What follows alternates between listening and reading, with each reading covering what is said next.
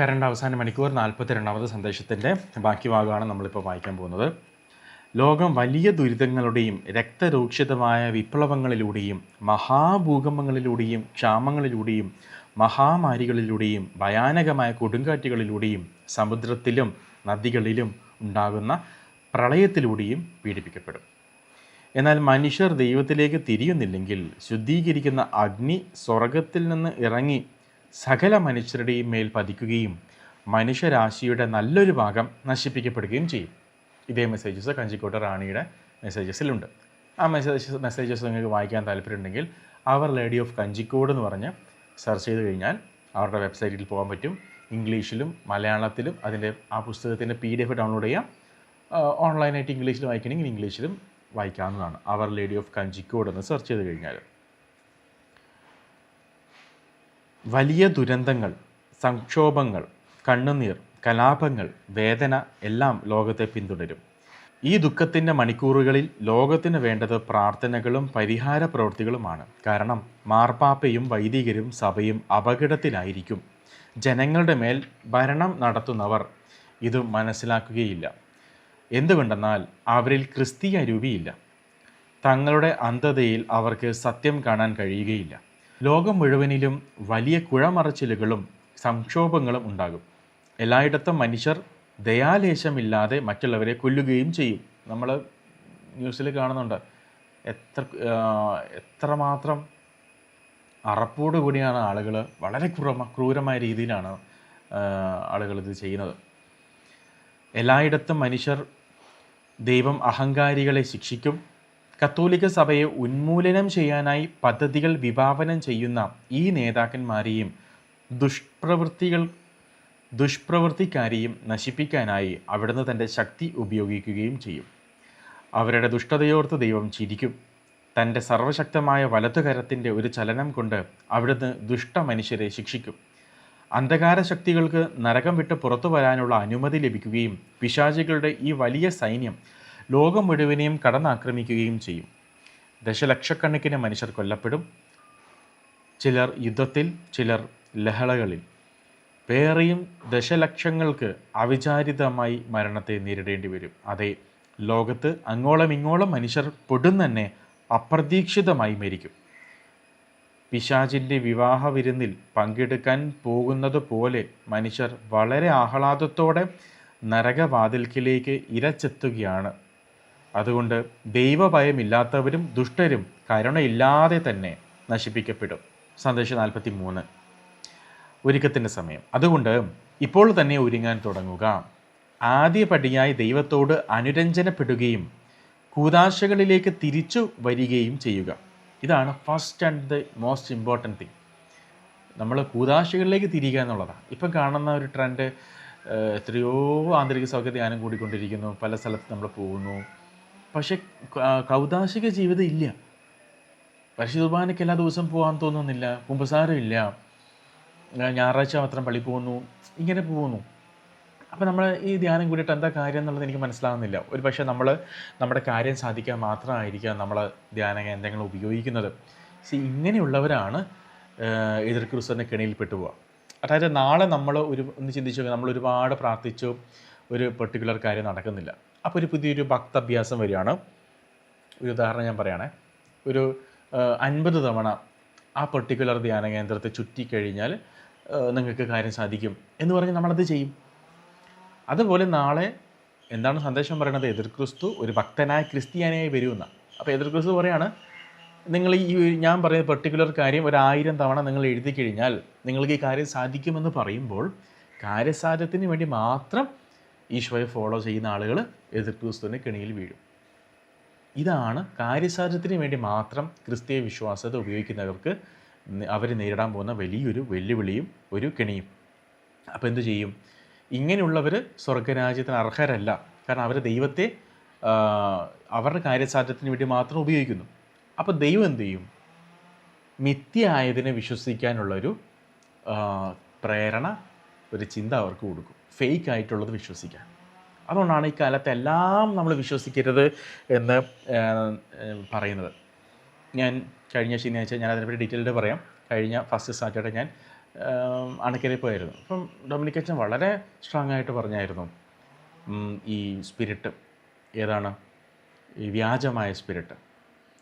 അച്ഛൻ പറഞ്ഞാൽ നമ്മുടെ ഇടയിലൊക്കെ തന്നെ ഉണ്ടത്, അങ്ങനെയുള്ള ആളുകളുണ്ട്. കാണുമ്പോൾ പരിശുദ്ധാത്മാവിൻ്റെ ഇതൊക്കെ ഉപയോഗിച്ചിട്ടാണ് അവർ വരങ്ങളൊക്കെ ചെയ്യുന്നത്, പക്ഷേ സമ്പത്തിന് വേണ്ടിയിട്ടാണ് അവരിത് ചെയ്യുന്നത്. അപ്പോൾ നമ്മൾ ജാഗ്രത പാലിക്കുക എന്നുള്ളതാണ്. അപ്പോൾ ഈശോ പറയുകയാണ്, ആദ്യപടിയായി ദൈവത്തോട് അനുരഞ്ജനപ്പെടുകയും കൂദാശകളിലേക്ക് തിരിച്ചു വരികയും ചെയ്യുക. മറ്റുള്ളവരോടും തന്നോട് തന്നെയും ക്ഷമിക്കുക. പ്രാർത്ഥിക്കുക. പ്രത്യേകമായി ജപമാല പ്രാർത്ഥന ചൊല്ലുക. നിങ്ങൾ ആദ്യമേ ആത്മീയമായി ഒരുങ്ങുന്നില്ലെങ്കിൽ ഭൗതികമായ ഒരുക്കം കൊണ്ട് ഒരു പ്രയോജനവും ഉണ്ടാകാൻ പോകുന്നില്ല. കണ്ടോ, ഇങ്ങനെ സ്പിരിച്വലി പ്രിപ്പയർഡ് ആവുന്നില്ലെങ്കിൽ നിങ്ങൾ വരാൻ പോകുന്ന പകർച്ചവ്യാധിക്ക് 10 കിലോ അരി വാങ്ങിച്ചുകൊണ്ടോ 20 ലിറ്റർ മണ്ണെണ്ണ സ്റ്റോർ ചെയ്തുകൊണ്ടോ ഒന്നും ഒരു കാര്യമില്ലെന്ന് ഈശോ പറയണം. കാരണം നമ്മുടെ ആത്മാവ് രക്ഷയിലല്ല.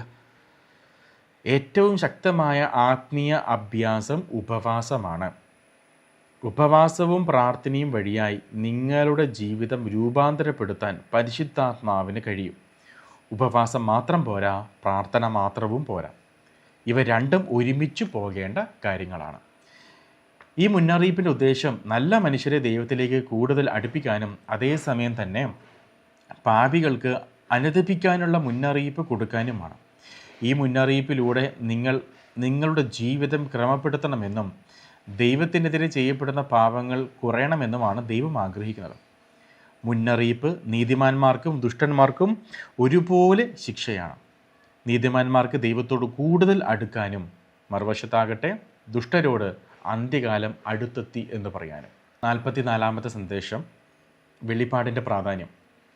മറ്റു രാജ്യങ്ങളും ഒരുങ്ങേണ്ടതിനായി അവിടങ്ങളിൽ ഞാൻ തിരഞ്ഞെടുത്ത വ്യക്തികളിലൂടെ ഈ വെളിപാടുകൾ തന്നെ നൽകപ്പെടുന്നുണ്ട്. ഇതേ സന്ദേശങ്ങൾ അല്ലെങ്കിൽ ഇതേ ആശയത്തോട് ചേർന്നിട്ടുള്ള കാര്യങ്ങൾ യൂറോപ്പിലും അതുപോലെ ആഫ്രിക്കയിലും മറ്റ് രാജ്യങ്ങളിലെല്ലാം ഈശോ ഈ മെസ്സേജസ് കൊടുത്തു കഴിഞ്ഞതാണ്. ഇതുകൊണ്ടാണ് ഈ മെസ്സേജസ്, ഇങ്ങനെയുള്ള കാര്യങ്ങൾ പഠിക്കുന്നവർക്കറിയാം. ഇത് വായിക്കുമ്പോൾ നിങ്ങൾക്ക് തോന്നും ഇത് ഓൾറെഡി കൊടുത്തു കഴിഞ്ഞ കാര്യങ്ങളാണല്ലോ, പ്രത്യേകിച്ച് ത്രിദിന അന്ധകാരത്തെ പറ്റിയിട്ടൊക്കെ. പക്ഷേ ഇന്ത്യയിൽ ഇതത്ര ആളുകളിലോട്ട് എത്തിയിട്ടില്ല. ഒരുപക്ഷെ മലയാളികളുടെ ഇടയിലൊക്കെ കുറച്ച് എത്തിയിട്ടുണ്ടാവും, പക്ഷേ പ്രത്യേകിച്ച് നോർത്ത് ഇന്ത്യയിലൊന്നും ആർക്കിതൊന്നും അറിയത്തില്ല. അതുകൊണ്ടാണ് നോർത്ത് ഇന്ത്യയിലുള്ള മേഘാലയയിലെ ഷില്ലോങ് അതിരൂപതയിൽപ്പെട്ട ഒരു കൊച്ചിനെ ദൈവം തിരഞ്ഞെടുത്ത് ഈ മെസ്സേജസ് കൊടുത്തത്. അവരുടെ ഭാഷയിലാണ് കൊടുത്തത്. അതാകുമ്പോൾ അവിടെയുള്ള ആൾക്കാർക്ക് ഇത് മനസ്സിലാവും. അപ്പോൾ ഈശോ പറയുകയാണ്, മറ്റു രാജ്യങ്ങളും ഒരുങ്ങേണ്ടതിനായി അവിടങ്ങളിൽ ഞാൻ തിരഞ്ഞെടുത്ത വ്യക്തികളിലൂടെ ഈ വെളിപാടുകൾ തന്നെ നൽകപ്പെടുന്നുണ്ട്. നിങ്ങൾ അടയാളങ്ങൾ കണ്ടുകഴിഞ്ഞു. അനേകം ക്രിസ്ത്യാനികൾ കൂദാശകൾ സ്വീകരിക്കാൻ വിസമ്മതിക്കുന്നു. അവർ പറയുന്നത് അതെല്ലാം അനാവശ്യ കാര്യങ്ങളാണെന്നാണ്. കൂദാശകൾ സ്വീകരിക്കാതിരിക്കുന്ന ഇത്തരക്കാരായിരിക്കും എൻ്റെ സഭയെ ഏറ്റവും ആദ്യം ഒറ്റിക്കൊടുക്കുന്നത്. മറുവശത്ത് കൂദാശകൾ സ്വീകരിച്ചു കൊണ്ടിരിക്കുന്നവർ വിശ്വാസത്തിൽ ഉറച്ചു നിൽക്കും. അപ്പോൾ ഈശോ പറയുകയാണ്, കൂദാശകൾ സ്വീകരിക്കാതിരിക്കുന്ന ഇത്തരക്കാരായിരിക്കും എൻ്റെ സഭയെ ഏറ്റവും ആദ്യം ഒറ്റിക്കൊടുക്കുന്നത്. മറുവശത്ത് കൂദാശകൾ സ്വീകരിച്ചു കൊണ്ടിരിക്കുന്നവർ വിശ്വാസത്തിൽ ഉറച്ചു നിൽക്കും. ഒരു ചെറിയ ഗണം മാത്രമേ തിരഞ്ഞെടുക്കപ്പെട്ടിട്ടുള്ളൂ. ഒരു ചെറിയ ഗണം മാത്രമേ തിരഞ്ഞെടുക്കപ്പെട്ടിട്ടുള്ളൂ. ഈശോ പറഞ്ഞില്ലേ, വിളിച്ചവർ വളരെ പേരുണ്ട്, പക്ഷേ തിരഞ്ഞെടുക്കപ്പെട്ടവരോ ചുരുക്കം. ആ തിരഞ്ഞെടുക്കപ്പെട്ടവരിൽ നമ്മൾ അംഗമാവുക എന്നുള്ളതാണ് ഏറ്റവും ഇമ്പോർട്ടൻ്റ് ആയിട്ടുള്ള കാര്യം. എങ്ങനെ അംഗമാവാം? ഡാനിയലച്ചൻ പറയുന്നുണ്ട്, അവസാന കാലത്ത് പരിശുദ്ധ അമ്മയാണ് സൈന്യം നയിക്കുന്നത്. പരിശുദ്ധ അമ്മയുടെ സൈന്യത്തിൽ നമ്മൾ പങ്കാളികളാവാൻ ചെയ്യേണ്ട ഒറ്റൊരു കാര്യം, മെമ്പർഷിപ്പ് എടുക്കാനുള്ള ഏക വഴി ജപമാല ചൊല്ലുക. അപ്പോൾ നമ്മൾ ഓട്ടോമാറ്റിക്കലി ഇതിൽ അംഗമായി. എന്നാൽ നമ്മളിതിൽ അംഗമാവുന്നില്ലെങ്കിൽ എന്ത് സംഭവിക്കുന്നു? നമ്മൾ ഓട്ടോമാറ്റിക്കലി ശത്രുവിൻ്റെ സൈന്യത്തിൽ അംഗമാവുകയാണ്. അപ്പോൾ പ്രിയമുള്ളവരെ, ഒരു ചെറിയ ഗണം മാത്രമേ തിരഞ്ഞെടുക്കപ്പെട്ടിട്ടുള്ളൂ. ഇതുകൊണ്ടാണ് ചില കാര്യങ്ങൾ ചിലർക്ക് മനസ്സിലാവാത്തത്. എത്ര പറഞ്ഞാലും പ്രത്യേകിച്ച് ഒന്നാം കൽപ്പനയുടെ മേഖലയിലെ കാര്യങ്ങൾ ചിലർക്ക് മനസ്സിലാവാത്തത്. ഞാനത് വേറെ തന്നെ വീഡിയോ ചെയ്യുന്നുണ്ട്. അതായത് ഗ്രൗണ്ട് റിയാലിറ്റി സംഭവിക്കുന്ന കാര്യങ്ങൾ ഒന്നാം കൽപ്പനയുമായിട്ട് ബന്ധപ്പെട്ടിട്ട്. അപ്പോൾ അത് അവർക്ക് മനസ്സിലാവുന്നില്ല. കാരണം അവർ ഈ തിരഞ്ഞെടുക്കപ്പെട്ടവരിൽ പെട്ടവരല്ല എന്നുള്ളതുകൊണ്ടാണ്. സഭയ്ക്കെതിരെയുള്ള പീഡനം ഇനിയും ശക്തിയാർജിക്കും. എന്നാൽ അത് അധികകാലം നീണ്ടു നിൽക്കില്ല. എല്ലാ ദേവാലയങ്ങളും അടച്ചിടപ്പെടും. എന്നാൽ അത് കുറച്ച് കാലത്തേക്ക് മാത്രമായിരിക്കും. വൈദികർക്ക് ഒളിവിൽ പോകേണ്ടി വന്നേക്കും. മതവുമായി ബന്ധപ്പെട്ട എല്ലാറ്റിനെയും പൂർണ്ണമായി തമസ്കരിക്കാൻ ദുഷ്ടർ ശ്രമിക്കും. എന്നാൽ അവർക്ക് അതിനുള്ള സമയം ലഭിക്കുകയില്ല. അനേകം മെത്രാന്മാരും വൈദികരും വധിക്കപ്പെടും. ഒളിക്കാൻ ഇടം കണ്ടെത്താൻ കഴിയാത്ത മറ്റനേകം വൈദികർ ശിരച്ഛേദനം ചെയ്യപ്പെടും. ഇത് അപകടങ്ങളും ദുരന്തങ്ങളും നിറഞ്ഞ തിന്മയുടെ നാളുകളാണ്. സർവത്ര പാഷാണ്ഡത വിളയാടുകയും പാഷാണ്ഡതക്കാർ അധികാരം നേടുകയും ചെയ്യും.